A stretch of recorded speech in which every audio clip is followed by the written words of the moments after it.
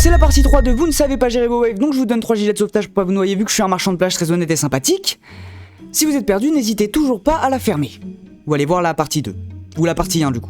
Promis, c'est la dernière. Bon, on y retourne. Dans cette situation, on a tout sauf envie de la laisser back, parce que la laisser recall, c'est lui donner une chance d'équilibrer cette lane et d'atteindre son late game avec les aiguilles qui OS toute la team, les dégâts bruts sur le cul. Non, plutôt crever. Mais ici, vu qu'on a réussi à crash la 3ème vague, on arrive assez tôt pour setup un freeze. En prenant l'aggro des sbires pour pas qu'ils atteignent notre tour, nos waves vont se rejoindre complètement de notre côté. Ce qui fait que si la Gwen back, elle va perdre beaucoup d'XP et de gold, vu que ses sbires vont tuer les nôtres plus vite. Et à l'inverse, si elle reste, elle peut même pas la stick, puisqu'elle est toujours aussi low et elle a moins d'items que nous. Mais le pire dans tout ça, c'est que le freeze, ça dure pas qu'une wave. Sinon, ça s'appellerait un petit coup de frais, ou un ventilateur, ou un glaçon. Heureusement que c'est pas moi qui choisis non plus. Donc on va pouvoir rester dans cette position où on augmente constamment notre avance, jusqu'à build un slow push assez grand et recrash la wave, ou jusqu'à un gank, ou jusqu'à tout simplement un solo kill.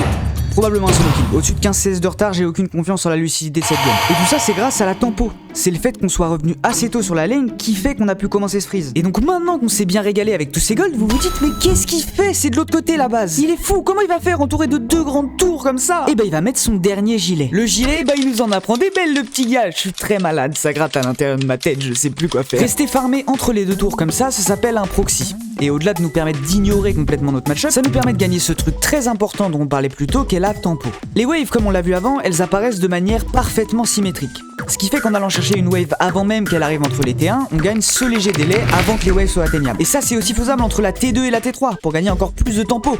Et même derrière les inhibs, rien à foutre. On récupère toutes les waves en claquant le gosse. Comme ça, tout le monde a droit de la tempo. Ça se régale sur toute la faille. Mais ici, on le fait pas pour esquiver notre match-up puisqu'on l'atomise depuis le début de la game. On le fait parce qu'on débloque une interaction assez incroyable. Quand elle se rapproche un peu trop, la Gwen devient un sbire. Qui a d'ailleurs visiblement tout sauf envie de revenir sur sa lane. À ce stade de la game, on a juste pris trop d'avance. Alors, pas en termes d'items, vu qu'on n'a pas encore pu dépenser tous les golds qu'on a gagnés, mais en termes d'XP.